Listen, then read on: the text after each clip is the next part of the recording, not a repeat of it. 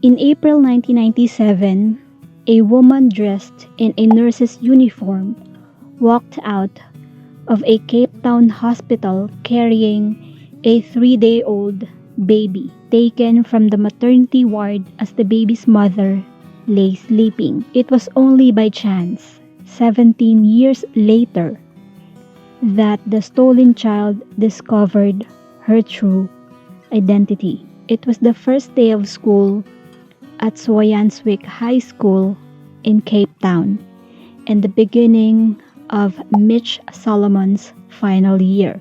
In January 2015, 17-year-old Miche Solomon was mobbed by other students excitedly telling her about the new girl named Cassidy Nurse, who was 3 years younger but looked almost identical to her. Initially, Mitch didn't think much of it. Siguro naisip niya baka kamukha lang talaga niya or baka kahawig lang niya. But then, the two of them met in the corridor. Nagkasulubong si Mitch at saka si Cassidy and they felt an instant connection that they couldn't explain. According to Mitch, she felt that she knew Cassidy.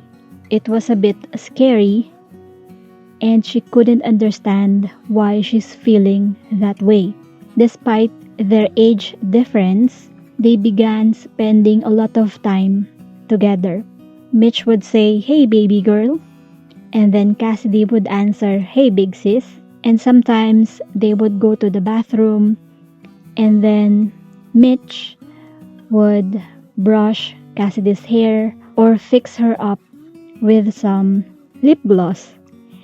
And when anyone asked them, or the two girls, if anyone would ask them, like if they were sisters, they would say, or they would joke around and say, they don't know, but maybe in another life. Then one day, the two girls took a selfie together and showed it to their friends. So a lot of their friends have seen their similarities. Like sobrang magkamukha. Although they are 3 years apart, magkahawig talaga. Almost like sisters. Some of Mitch's friends will ask her if she's adopted or something, which Mitch would answer, "No, don't be crazy." Something like that. And then one day, Mitch and Cassidy went home and showed their families the picture. Lavona, Mitch's mother, would also comment on how similar the two girls looked. Michael, Mitch's father, said that he recognized his daughter's new friend, Cassidy's father. So, kilala ng tatay ni Mitch, yung tatay ni Cassidy, kasi merong electrical store etong tatay ni Cassidy where Mitch's father also shopped sometimes. But, Cassidy's parents, Celeste and Morn Nurse, gazed intensely at the photograph. They told Cassidy they had a question for Mitch. And eventually, niyaya ni Cassidy si Mitch sa bahay nila and tinanong ni Cassidy si Mitch if she was born on the 30th of April 1997. So nagtaka si Mitch, "Why? Were you stalking me on Facebook?" or something like that. Pero ang sabi ni Cassidy, "No, I'm not stalking you. I just wanted to know if you were born on April 30, 1997. And Mitch said yes. So weeks later, Mitch was unexpectedly called from her math lesson to the headmaster's office where two social workers were waiting. They told Mitch a story about a 3-year-old baby girl called Zephany Nurse who had been abducted from Groote Schuur Hospital in Cape Town 17 years previously and had never been found. Mitch listened to the story she was unsure why they were telling her the story. Then the social worker explained that there was an evidence to suggest that Mitch could be the child who had been taken. To set the matters straight, Mitch explained that she hadn't been born at the Groote Schuur Hospital. She had been born at the Retreat Hospital about 20 minutes away. That's what was on her birth certificate. However, the social workers said that they already investigated, they asked around doon sa Retreat Hospital, and they discovered that there was no record of Mitch being born at the Retreat Hospital. Siyempre, hindi pa rin makapaniwala si Mitch. 17 years ang nakakalipas, and she's not sure if they were telling the truth. So what they did was, Mitch agreed to a DNA test because Mitch had so much belief in the mother who raised her, who is Lavona. And ang sabi ni Mitch, her mother would never lie to her, especially who she is and where she came from. She decided to agree to a DNA test. However, the answer did not go as she hoped.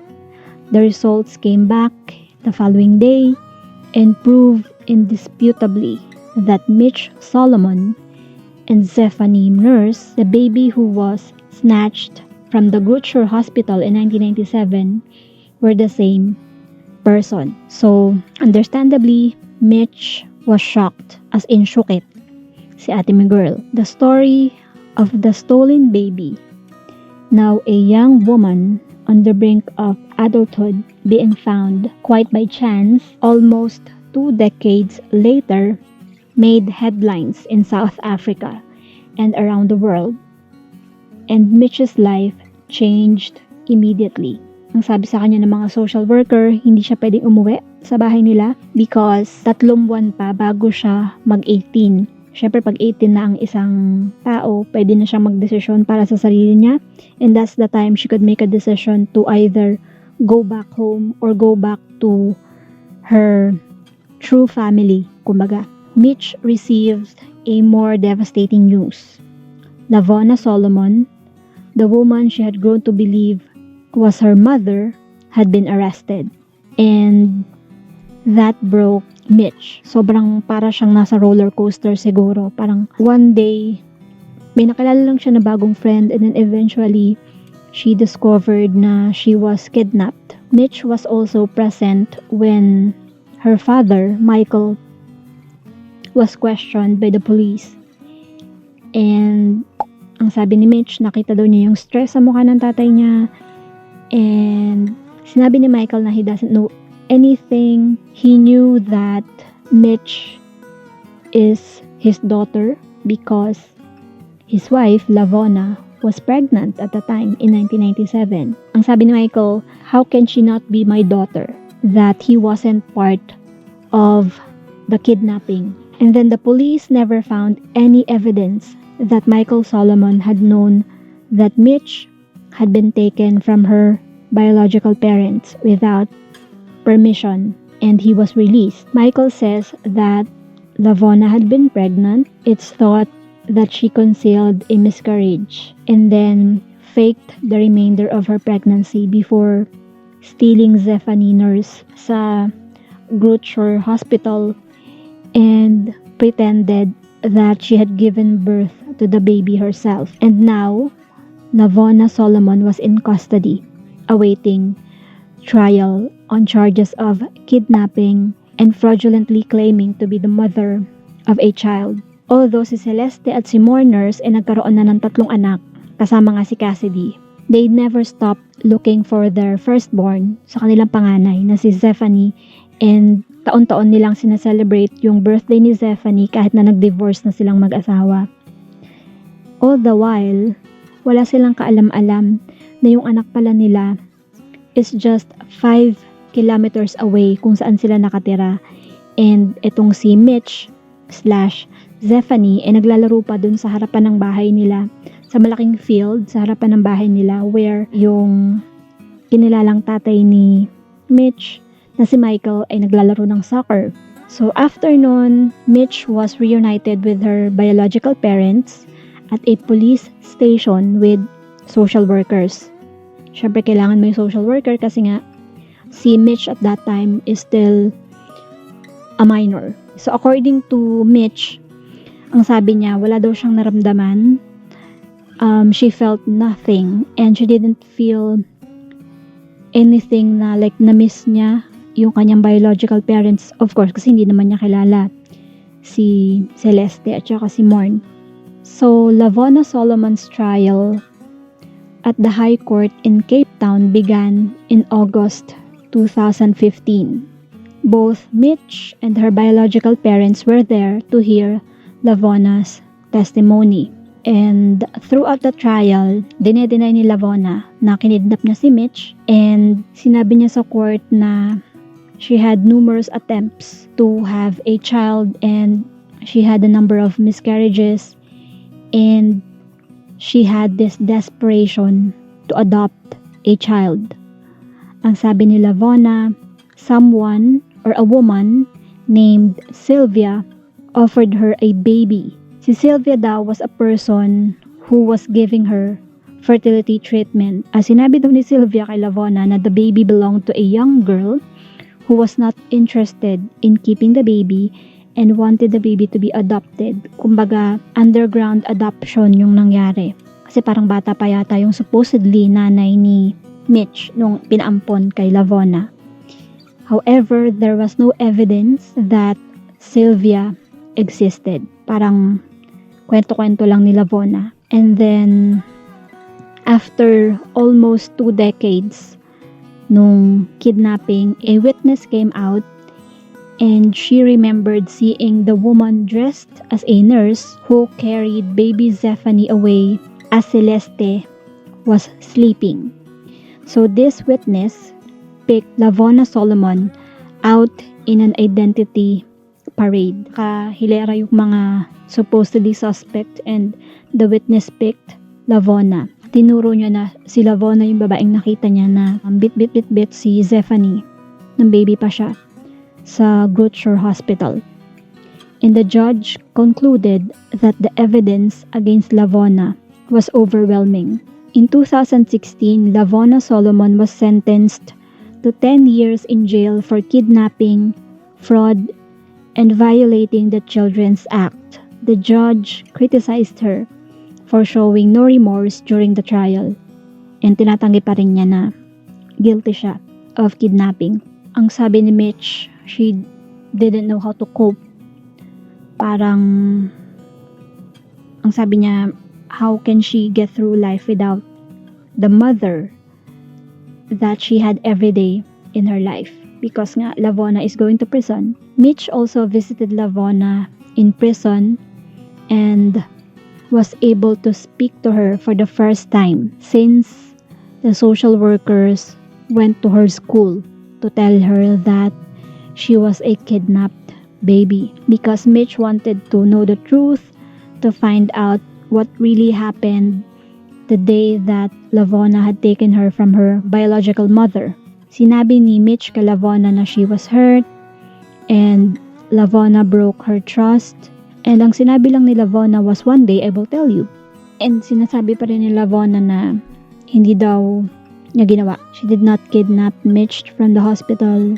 But sabi ni Mitch, sa tingin niya, her mother is guilty because nga nasentensyahan na, nasa kulungan na kumbaga for 10 years. And sabi ni Mitch, she doesn't hold any grudges sa kanyang nanay na nagpalaki sa kanya because according to Mitch, forgiving brings so much healing into your heart, which is very, very true. Na life must go on and Lavona knows that Mitch will forgive her and that Mitch still loves her. It's been more than 4 years since Mitch discovered the truth about her identity.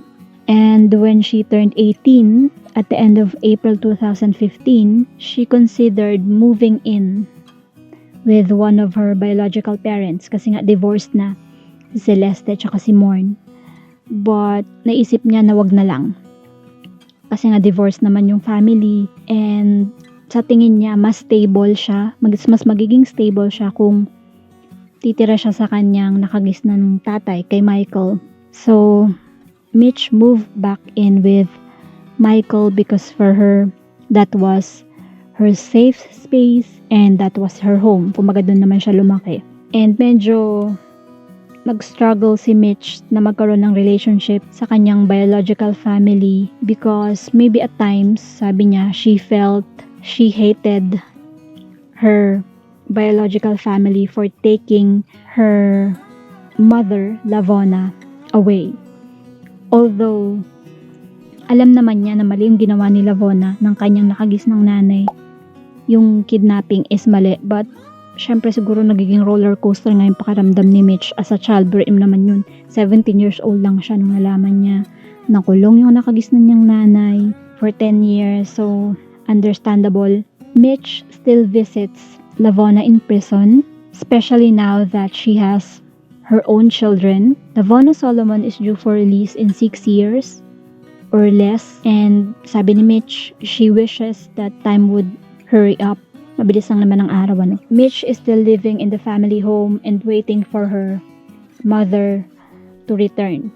And surprisingly, Mitch decided to keep her name, Mitch Solomon. Somehow, despite the psychological catastrophe of discovering that the woman who raised her had actually stolen her, she has somehow made peace with both of her identities as Mitch and as Zephany. And at the beginning daw, sabi ni Mitch, she hated Zephany.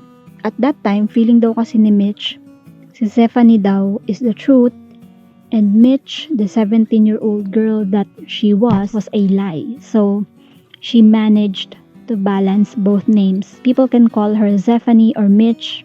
It's fine with her. And Mitch's story is told in the book Zephany, Two Mothers, One Daughter by Joanne Jobel. That's it for today's video. Thank you so much for watching.